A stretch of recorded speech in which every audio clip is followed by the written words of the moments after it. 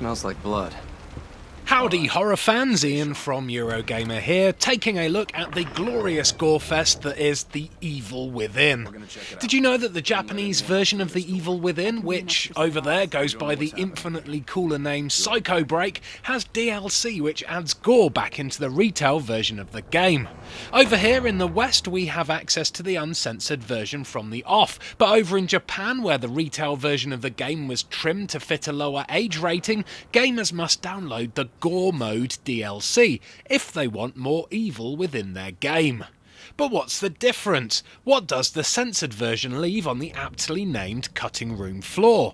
Well, it turns out the Western version has the option to disable or enable the gore built into its menus, so I decided to compare some of the more grisly scenes from the first chapter of The Evil Within to find out. Right at the start of the game, there is absolutely no visible difference between the censored and uncensored versions, as you can see from this incredibly blood-soaked scene. Mutilated corpses are littering the floor of this hospital, and blood from the freshly murdered victims is dripping freely from many of their bodies.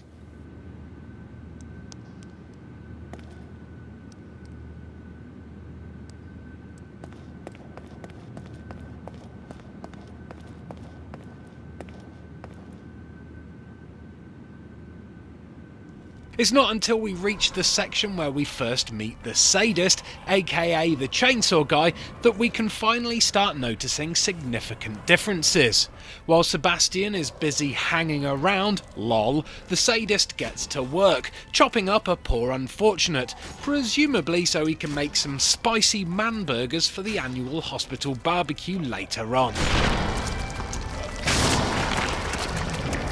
I'll have mine well done, cheers. With Gore Mode enabled, the unlucky victim is dragged into view with his legs removed, blood pouring onto the floor from his open torso.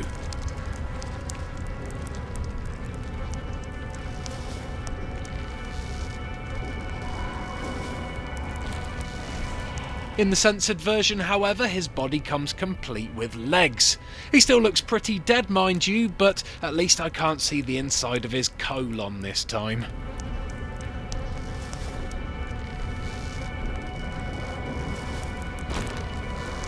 Sneak up to the sadist's workbench, and in the uncensored version you'll see the victim's hacked up remains, complete with some yummy sausages hanging off the edge of the table. Revisit the workbench on the censored version, however, and not only are the sausages missing, but also the body, with just some random gore textures left in its place to decorate the scene. It's not just NPC dismemberment that gets the chop in the censored version of The Evil Within though. Let's take a look at this cutscene, which triggers if the sadist gets his manky hands on Sebastian while he's trying to escape. First up, with gore enabled, we see in ultra fine detail a rather brutal decapitation. However, the censored version jump cuts to black just at the money shot. Stomach content saved. Hurrah for censorship!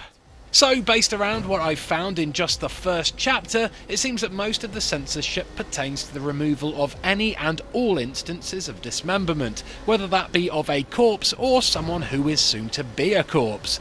With the extreme amount of blood and death present in both variations anyway, it hardly seems worth censoring yourself within the Western version. There's just enough red stuff on display to make even the strongest of stomachs feel a little bit queasy, and really, what's a couple of entrails between friends anyway?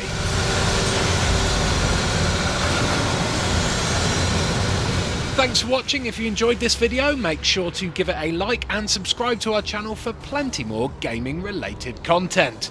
Come on, click that subscribe button now. Chop chop! Get it? Because chopping? Yeah.